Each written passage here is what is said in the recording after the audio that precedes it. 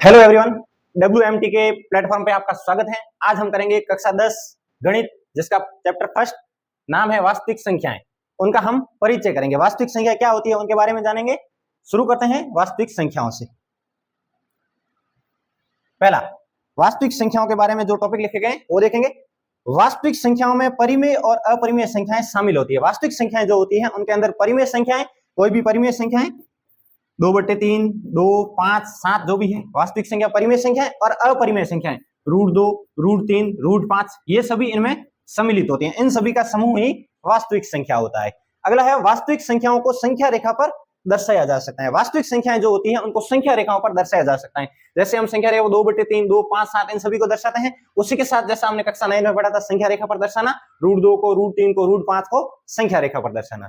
Third है, वास्तविक संख्याएं धनात्मक और ऋणात्मक हो सकती है। वास्तविक संख्याएं धनात्मक संख्याएं भी हो सकती है और ऋणात्मक संख्याएं भी हो सकती है। वास्तविक संख्याएं धनात्मक और ऋणात्मक हो सकती हैं। नेक्स्ट,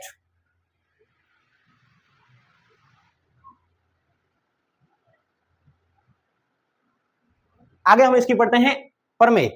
पहली प्रमेय है अंक गणित की आधारभूत प्रमेय, जो कि प्रत्येक भाज्य संख्या को अभाज्य संख्या के गुणनफल के रूप में व्यक्त किया जा सकता है। कोई भी संख्या हो, कोई भी भाज्य संख्या हो, उसको अभाज्य संख्या के गुणनफल के रूप में, अभाज्य संख्या के गुणनफल के रूप में व्यक्त किया जा सकता है। कोई एग्जांपल लेते हैं। पहला लेते हैं 66 और दूसरा 420। दो टॉपिक लेते हैं, दो एग्जांपल लेते हैं। पहला लेते हैं 66। इसको, ये एक भाज्य संख्या है, इसको हम अभाज्य संख्याओं के गुणनफल के रूप में व्यक्त करते हैं। देखते हैं।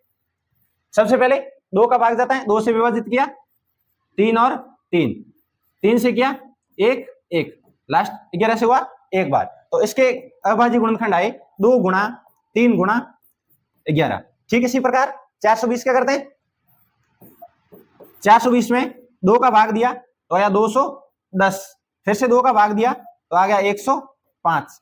अब 105 में 2 का जाता नहीं है तो 5 और 1 6, 3 का भाग जाएगा तो 3 का भाग देते हैं, यहाँ आता है 3 और यहाँ 5, 35 में 3 का जाता नहीं, 5 का देंगे, आया 7, और 7 में 7 का एक बार। तो इसके अभाज्य गुणनफल आए 2 गुणा 3 गुणा 5 गुणा 7। 66 के अभाज्य गुणनखंड है 2 गुणा 3 गुणा 5, और 420 के अभाज्य गुणनखंड है 2 गुणा 3 गुणा 5 गुणा 7। ये इसके अभाज्य गुणनखंड हो गए। नेक्स्ट, HCF तथा LCM अभाज्य गुणनखंड विधि से। अब जो हमने अभाज्य गुणनखंड किए थे HCF और LCM ज्ञात करेंगे। तो जो 66 के अभाज्य गुणनखंड आए थे वो आए थे 2 गुणा 3 गुणा 11, और 420 था उसके आए थे 2 गुणा 3 गुणा 5 गुणा 7। ये इसके अभाज्य गुणनखंड है। अब इनकी मदद से हम HCF और LCM कैसे निकालते हैं वो देखते हैं। तो HCF पता होगा कि HCF जो भी होती है वो कॉमन संख्या होती है। 2 संख्याएं हो, 3 संख्याएं हो, जो भी संख्या होती है जिनका HCF साथ में ज्ञात करना होता है उनमें कॉमन संख्या को लिया जाता है। तो सबसे पहले इनमें देखते हैं, इसके अंदर कॉमन संख्या 2 आ रही है, पहली संख्या 2 आ रही है, तो इसका HCF पहला 2 हो गया। आगे देखते हैं और कौन सी संख्या कॉमन आ रही है। 2 के बाद यहाँ 2 है, लेकिन यहाँ 2 नहीं है, यहाँ 3 है और इस तरफ 3 है, तो दूसरी संख्या हो गई इसमें 3। इसके बाद देखते हैं, इसमें 11 है, इसमें 5 है, इसमें 7 है, ये सभी अलग संख्या है तो इनको नहीं लिया जाएगा। तो इसका HCF आया है 3 गुणा 2 6। आगे बढ़ते हैं LCM। LCM में कॉमन संख्याओं के साथ यदि एक बार भी कोई संख्या आई है तो वही लिखी जाएगी। तो सबसे पहली 2 हमारी कॉमन संख्या, उसके बाद 2 और आ रहा है तो इसको भी लिखा जाएगा 2, फिर 3 कॉमन संख्या। अब इसमें आती है 11 और इसमें 5 और 7, तो ये तीनों संख्याएं लिखी जाएगी। तो क्रम अनुसार लिख देते हैं 5 गुणा 7 गुणा 11, ये संख्या होगी इनके LCM में। तो ज्ञात करते हैं LCM। 2 गुणा 2 4, 4 गुणा 3 12, 12 गुणा 5 60, 60 का 7 से गुणा 420, और 420 का 11 से गुणा कर देते हैं। 420 गुणा 11, 10 से हुआ 42, 420 का 0 2 44 और 2 46, यह आया 4620। तो 420 और 66 का LCM आता है 4620।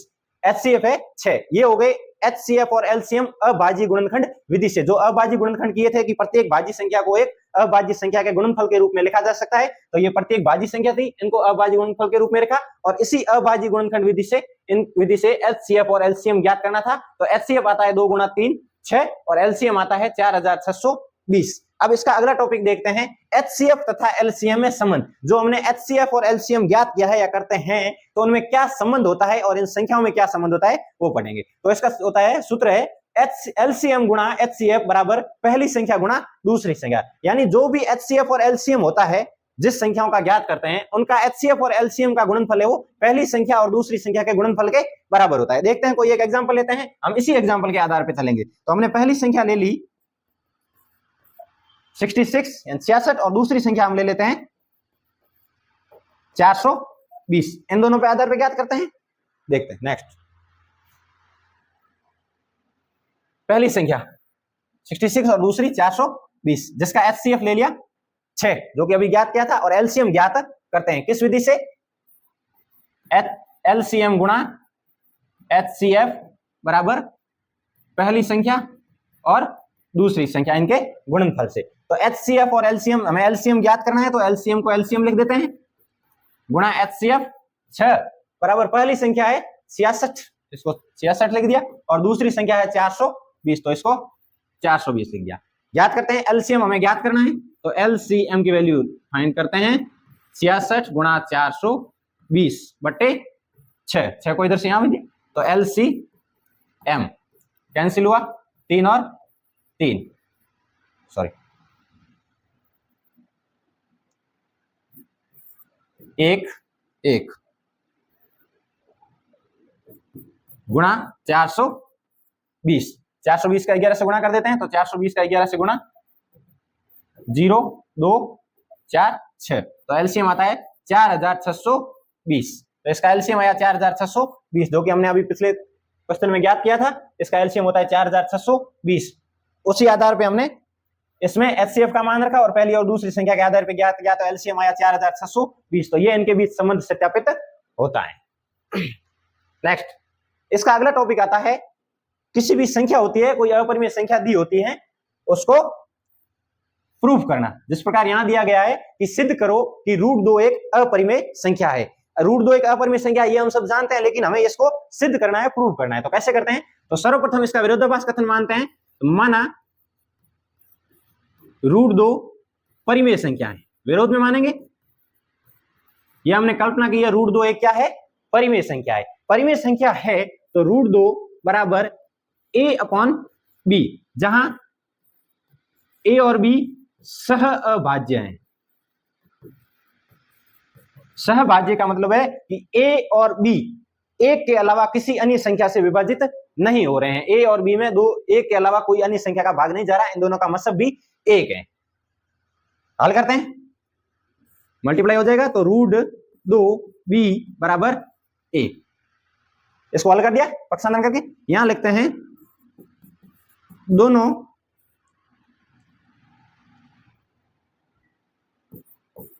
तरफ वर्ग करने पर, दोनों तरफ वर्ग करते हैं तो √2b का स्क्वायर बराबर a स्क्वायर। √2 का स्क्वायर 2 और b का स्क्वायर b बराबर a स्क्वायर।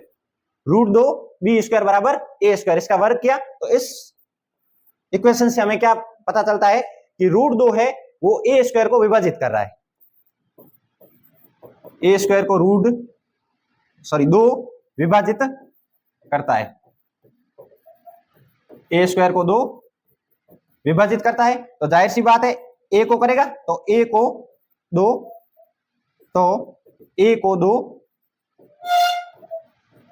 विभाजित करता है। इस इक्वेशन से हमें पता चल रहा है कि a स्क्वायर है, इसको 2 विभाजित कर रहा है। तो a स्क्वायर को 2 विभाजित कर रहा है तो a को भी विभाजित करेगा। तो हमने वही लिखा है कि a स्क्वायर को 2 विभाजित करता है तो a को भी 2 विभाजित करेगा। इस समीकरण नंबर 1 आगे बढ़ते हैं। यहां a बराबर 2c, कोई एक संख्या मान लेते हैं a बराबर 2 जो 2 विभाजित कर रहा है a को, और c एक संख्या मानी, कोई पूर्णांक है, c एक धनात्मक पूर्णांक ले लेते हैं। c एक धनात्मक पूर्णांक है। c को हमें कोई एक तीसरी संख्या लेनी होगी जिसके द्वारा हम इसको सिद्ध करेंगे। आगे बढ़ते हैं। सी कोई एक धनात्मक पूर्णांक है, तो जहां यहां लिखा था a बराबर 2c, सी एक धनात्मक पूर्णांक माना था, तो सी धनात्मक पूर्णांक है जहां a की वैल्यू हमारे पास है 2c यहां पर, तो हम a की जगह ये वैल्यू रख सकते हैं। हाँ,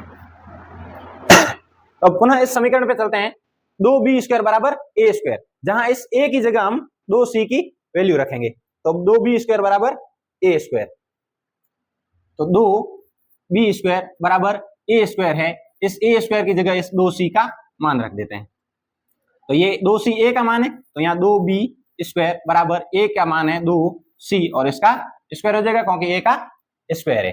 हल करते हैं, 2b² बराबर 4c², तो 2b² बराबर 2c², यहां पर 4 से 2 बार कैंसिल हो जाता है, तो अब नेक्स्ट वैल्यू आई हमारे पास b² बराबर 2c², तो इस समीकरण से हमें क्या पता चल रहा है कि b² को 2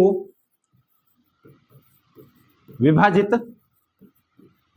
करता है, b² को 2 विभाजित करता है, तो b को भी 2 विभाजित करेगा, यदि b² को विभाजित करता है तो b को भी विभाजित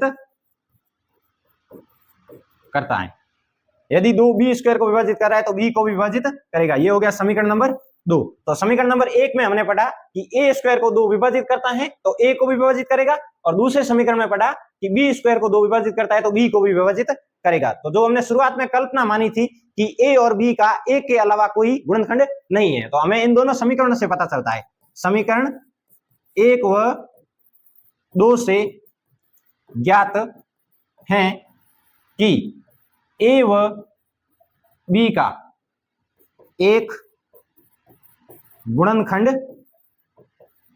2 है, क्योंकि 2 a को भी विभाजित कर रहा है और b को भी, तो समीकरण 1 व 2 से ज्ञात है कि a व b का एक गुणनखंड 2 है, जो कि हमारी मानी गई कल्पना के विरोध में है। तो अतः यह जो विरोधाभास हमने किया था कि √2 एक परिमेय संख्या है, विरोधाभास हमारी गलत कल्पना के कारण हुआ है। जो हमने माना था कि √2 एक परिमेय संख्या है, तो यह विरोधाभास हमारी गलत कल्पना के कारण हुआ। इससे क्या प्रूफ होता है कि √2 एक अपरिमेय संख्या है, √2 एक अपरिमेय संख्या है। शुरुआत में माना था, जो सिद्ध करना था कि √2 एक अपरिमेय संख्या है, वो सिद्ध हुआ है, और उसका लिए हमने विरोधाभास कथन माना था पहले कि √2 एक परिमेय संख्या है, जिसमें हमने a और b दो पूर्णांक लिए थे, जिसमें a और b सहअभाज्य थे, यानी उनका एक के अलावा कोई अन्य गुणनखंड नहीं था। लेकिन समीकरण को हल करने पर हमने दो समीकरण बनाए, जिसमें एक नंबर समीकरण में हमें पता चला कि a² को 2 विभाजित करता है तो a को भी 2 विभाजित करेगा, और दूसरे समीकरण में पता चला कि b² को भी 2 विभाजित करता है तो b को भी विभाजित करेगा, यानी a और b दोनों को विभाजित करने वाला एक अंक मिला, एक संख्या मिली जो कि 2 है। तो अतः इन समीकरणों से हमें पता चला कि a व b का एक अन्य गुणनखंड क्या है, 2 है। तो जो हमने शुरुआत में विरोधाभास कथन माना था वो हमारी गलत कल्पना के कारण हुआ है, √2 एक अपरिमेय संख्या है, परिमेय संख्या नहीं है। ये हुआ इसका परिचय कंप्लीट। नेक्स्ट कल हम करेंगे इसके एक्सरसाइज 1.1 यानी 1.1 प्रश्नावली, जिसके प्रश्नोत्तर आज के लिए